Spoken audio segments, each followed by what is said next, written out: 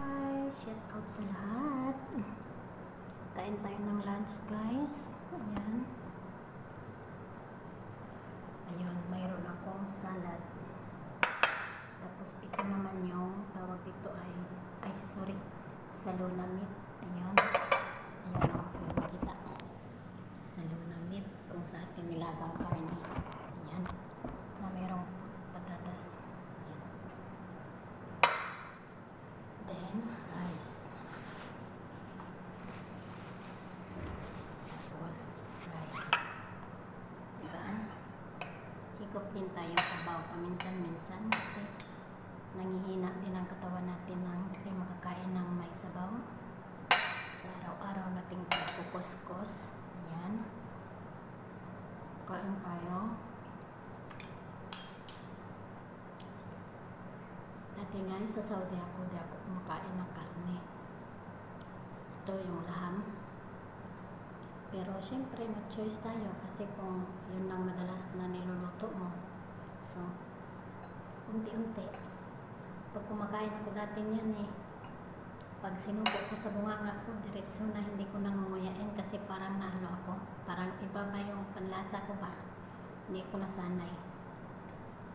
Yung pag sumubo ako ay diretso na talundo na kagad ng tubig kasi iba yung pakiramdam pa pag hindi mo nakasanayang pagkain. So ngayon, nasanay na din ako.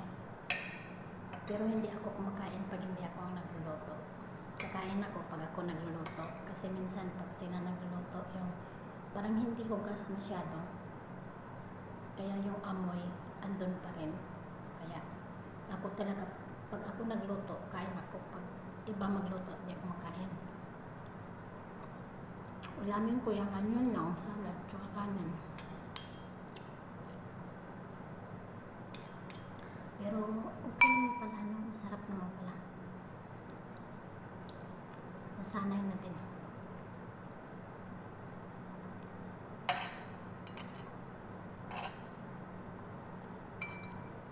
So ito yung salona laham.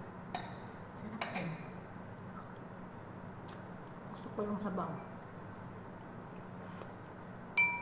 Maganda pag ikaw magluto kasi tansyado mo tapos yung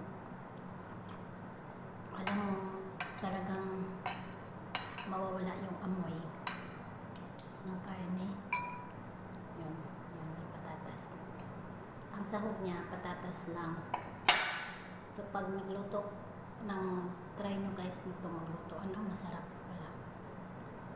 One time lang ako tinuruan ng amo ko pa anong ingredients ng ganito sa salona laham. So mayroon siyang cinnamon stick. Papakulo natin siya, pressure cooker kasi matigas yung karne. So pressure cooker, kasama na dun yung cinnamon stick. Tapos whole black pepper, coriander, yung buto din, whole coriander, hill, yung cardamom, buo din siya.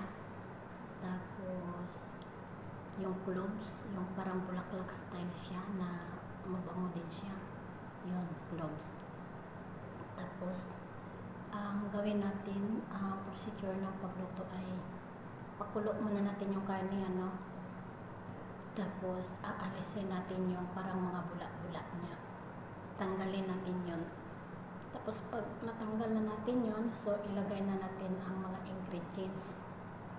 So mayroon siyang maraming bawang, garlic, maraming garlic, smashed garlic, tsaka slice na maliliit ng kahit hindi maliliit yung yung kamatis, maraming kamatis din. Kamatis, bawang, yon marami siya. Tapos isabay na natin yung mga spices na yon na sinabi ko, isabay na natin doon sa pagpapakulo. Pressure cooker natin siya. Yun, yung cinnamon stick, coriander whole, black pepper whole, cardamom, hill whole, tapos yung cloves na whole, yun. Kasabay na yun sa ating pagpapakulo ng pagpapapressure cooker, yun, kasabay na yun.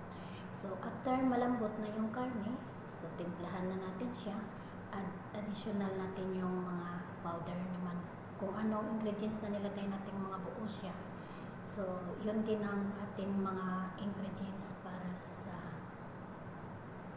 pagluto na siya, no? Luto, pag malambot na pala yung karne, ano? Ilagay natin ang mga powder. Yun. Tapos, powder spicy na nilagay natin ng mga whole spicy. Konti lang para pampalasa din. Tapos pag malambot na, yung sahog niya, potato lang, no?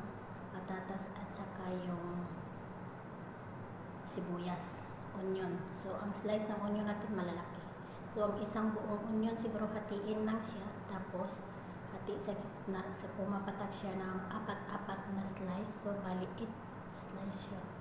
Yung isang buo, ano, ganun. Yung ating sibuyas. Ganun. Ang paghiwa. Tapos, yung patatas din natin, malalaki din yung hiwa. So, pag malambot na yung karne, yung baluto na siya, ilagay na natin yung sibuyas. Tapos, siguro mga 15 minutes natin papakulo. Malambot na din yung potato at saka sibuyas. So, yun na yun.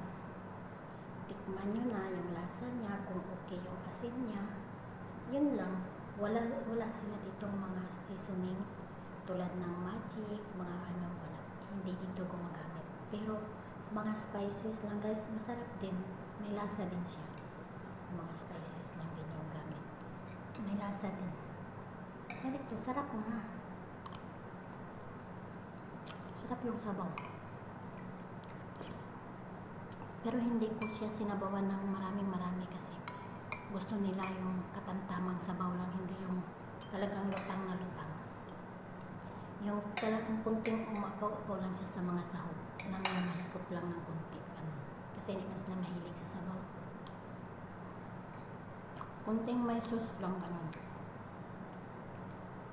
O ako, dinadagdagan ko ng sabaw kasi kukuha ko ng yung sauce. Hindi ko nilalagay, hindi ko sinaserve maraming sabaw. Iiwan ko sa akin. Yan. O diba masarap yung karne kasi pag i-pressure cooker natin mabilis lang, malambot.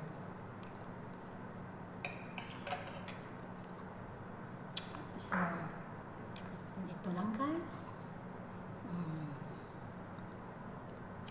Shout out nga pala sa aking katribo, Team Tuba, Tribo Payag, at sa ating Yawyawera at magbait na admin, Maria Dolores Lee, sa aking taga-play ng aking resibo, Wing Brands Vlog. Thank you sa inyong dalawa. Thank you sa inyong dalawa at sa lahat po nang nagsusuporta sa aking YouTube channel, sa Team Tuba at Tribo Payag. Maraming salamat sa inyo guys, sa lahat ng support nyo.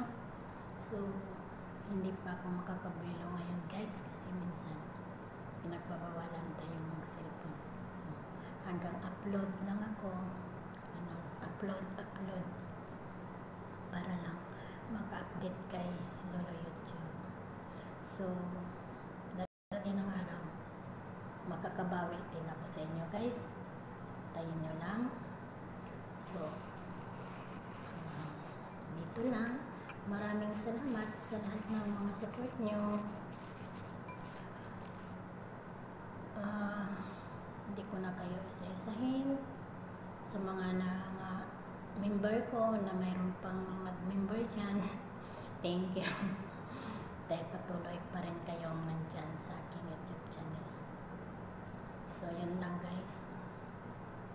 Minsan lang ako makakuha ng video guys. Kapag wala dito, alam nyo na, pag walang bantay, yan, alam nyo na, siyempre didiscarte na lang din tayo. Pero pag nandyan, siyempre hindi naman din pakita na. Ganyan ang ginagawa natin.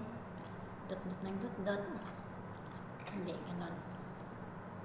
Ako pag nandyan ang amo ko, hindi ako makikita, hindi niya ako makikita nakahawak ako ng ano. Pag wala sila, yun lang. Sasablit lang din ako, pero alam ko yung talagang mga trabaho ko, ginagawa ko talaga. Kahit wala sila, nandyan sila o wala sila. Hindi ako mandaraya sa trabaho ko. Talagang pag umaalis sila, bago sila bumalik, malinis ang buong bahay. Mabango yung bahay nila. Wala nang mga labahin, wala nang plantsahin. So, ganon tayo. Para maging proud naman at ma-appreciate ng amo natin na kasipagan natin. So, minsan, kakaramdam tayo ng panghihina ng katawan dahil siguro sa trabaho natin na minsan wala tayong pahinga, pero ganon talaga ang buhay. Diba? Pag nakaramdam ng pagod, pahinga. Pag nakapahinga, trabaho ulit. Diba? Yun. So, yun, no, nakaraang araw, mga 2 araw, medyo mahina ang pakiramdam ko. Sabi ako sa amo ko na gusto ko muna magpahinga ako, inom ako ng gamot, pahinga ako ng 2 oras. Pumayag siya, minisip ko siya. Sabi ko, hindi kita maantay, ganyan. Ayun, tulog ako 2 oras. Awat ng Diyos, naging okay yung pakiramdam ko. Yung ganun. Kasi siguro nga siyempre trabaho, halos wala na akong pahinga, guys. Tapos madaling araw nagigising na pati ako.